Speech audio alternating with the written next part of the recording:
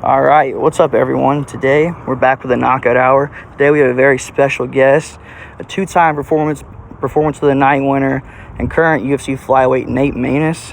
Nate, thanks for coming on, man. We really appreciate you taking the time. So we saw on your Twitter you were talking about how you might have some fight news coming up. Can you release anything about that? Whether that be names or maybe a date, we can finally see you back in there. Yeah, I can't talk too much about the opponent, but I'll drop it here first, I guess. May 6th, UFC 288. That's going to be the card. They just announced it's going to be in New Jersey. So it'll be my first time in front of fans, not at the Apex, so I'm excited about that. But I'll let the UFC drop the guy just to make sure I'm safe. But it's going to be a good one, man. I'm excited to get back on track. Yeah, we're definitely excited for that, for sure. I mean, it's been a while since we've got to see you. Has there been anything specific as to what the holdups been? What I understood, man, is they've got so many people on the roster right now that everybody has to be offered a certain amount of fights. I've already fought my one, and then Umar back in June. So I guess they were just trying to spread it out a little bit and make sure everybody else got their opportunity. But I've been ready to fight for a while now, so I'm glad it's finally happening. Yeah, we're definitely glad we're gonna get to see you May 6th finally. And one thing that us fans really do appreciate is you being willing to step up and take on whoever. I know not many guys would be willing to take on the competition that you've taken on so far. But so I'm assuming the next fight will be at 25. Yeah, it'll be at 125. I'm cutting weight right now, so no beer, no good carnival food in here and all that stuff. But 125 will be where I'm at. Well, there you go. No, can't party too much after with the boys. No fun. After the card tonight. But what went into making the decision to actually go down to 125? It looked like you were having a lot of success at 135. You're 3-1 in the UFC. 2 performances of the night. Awesome comeback knockout and then an awesome comeback submission. I mean, it seemed like you're having a lot of success. What went into you changing your mind and going down to 135 or 125? Yeah, I've just been getting lighter every camp, making it easier and easier. And you know how us fighters are. If we can make it, we're going to give it a shot. I can make the weight. I proved that last time. I think I look a little bit bigger than the scale actually shows a lot of the time. So last time, I felt great. We were training 2 or 3 sessions a day, days before weigh-in, so I had plenty of energy. Everything felt good. I'm really ready to just make my mark at 125. Yeah, there you go. I think you're definitely right. The scale really does not reflect how big you are. Whenever you look huge, you look huge whenever you're in there, especially at 135. I thought you looked huge. Even to Gravely, who's kind of a bigger guy. Right. He's shorter but bigger. Stocky. Yeah, you still looked pretty big compared to him. So I know you on Twitter you also mentioned that you had 2 fights left on your contract. What's kind of your goal in these next 2 fights? You want to get a win and then go after someone ranked, or you just want to get these 2 wins, get paid by the UFC hopefully, and then go after the rankings? What are you thinking there? Yeah, I think it really depends on the UFC. They like to lock you down, not let you be a free agent. So I plan on going out there and getting a knockout this next fight, getting a big win, and hopefully they'll send me a contract. And they usually don't let you fight out that end. I hope they send me something. I hope it's good numbers. I hope it's another 4-fight deal. Yeah. And I'd like to sign that before my last fight would be ideal. Yeah, there you go.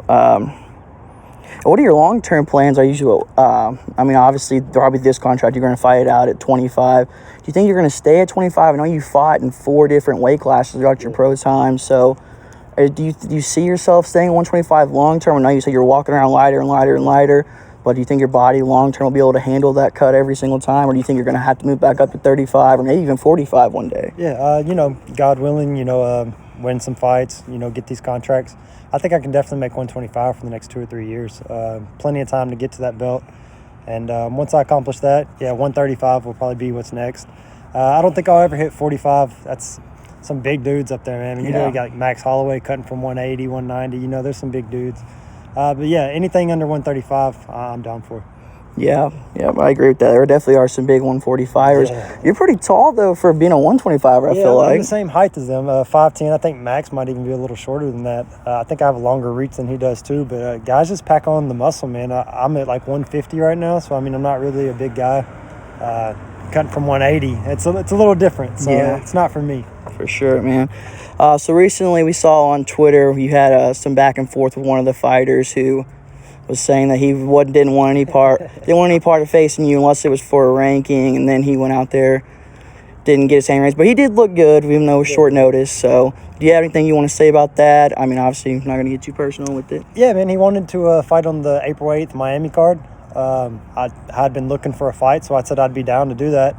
The UFC called me, I think, like a week later. It was a week's notice fight, which, I mean, I just couldn't make the weight. Like I said, I'm at 150 right now. He basically called me out for selling wolf tickets, saying I wanted to fight, but I'm not ready. I agreed to April 8th. Obviously that's not a week's notice. But yeah, we squashed it. We've messaged back and forth. I think he's a cool guy, a good fighter. Maybe we can do it sometime here soon. Yeah, he's definitely a talented fighter. We definitely would love to see you guys go at it one time for sure. On the day that you guys agree, not on a short notice. We want to see both those guys get the full camps in there. And then really the last question that we have, so we're both sports card guys. I actually follow you on my sports card account. I messaged back on there a couple times. I know on one of your Instagram posts you talked about how you signed a sports card deal. Can you release any information on that? If not, that's okay. Nobody's told me I can't, so I'm going to let it fly.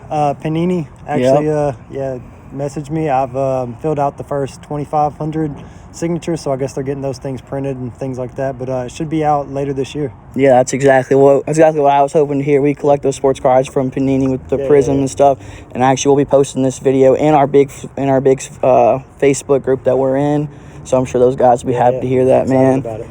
All right, so I got some fights that are coming up that we wanted to see who you got. Okay.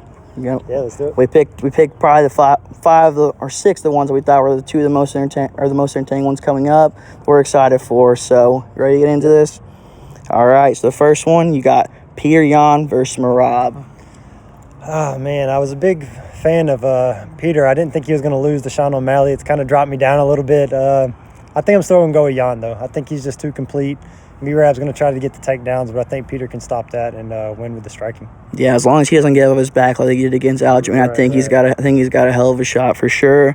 All right, this one's probably my favorite one. I'm most excited about. Leon versus Kamaru. How do you see that playing out the third time? It's hard to bet against Kamaru, man. He controlled 4.5 rounds of their last title fight. Ended up getting clipped. Can happen to any of us. I think you got to go with Kamaru. Smart money. Yeah, I definitely agree with that. Now, this one's probably the most up in the air one for me on here. We got Gachi versus Fiziev coming up, I believe, the 18th. Yeah. Who do you got on that one? Man, I'm a big Gachi fan, so I want to say Gachi, but Fiziev scares me, man. And Gachi's getting older. He's pretty hittable. I'm going to stick with my guy Gachi, though. This fight scares me. Yeah, it definitely scares me, too. Do you think that him going through all those wars will play into any factor, or do you think he's just got an iron chin and will be fine? I want to say that he's going to be fine, but, eventually those things take a toll on you. And, obviously he's been in a bunch of wars. But hopefully it holds and he lands that knockout shot. Yep. And this one might actually be really interesting for you, especially being only one weight division up from where you're at right now. And that's Cheeto versus Sandhagen. I'm pretty excited for that one, too. Yeah, man, Cheeto's a monster. He's a machine. He walks forward. I think he's going to get outclassed by Corey. But, that tends to happen in a lot of his fights, and he comes back and wins by knockout. But I think I'm going to actually take Corey. I think he's got too good a movement. I think he's going to stay out of those big shots, and he's going to touch him up and wins a decision. Yeah. You know who else walks through punches and comes back, don't you? Right here? Yes, sir. Yes, sir. What do you think about Pereira versus Izzy? Who you got in that one? I thought Izzy, was getting the better of that last fight. Maybe 3 out of those 4 rounds for sure. But I'm slowly becoming a Pereira fan. I think I'm going to pick Pereira to land that shot again.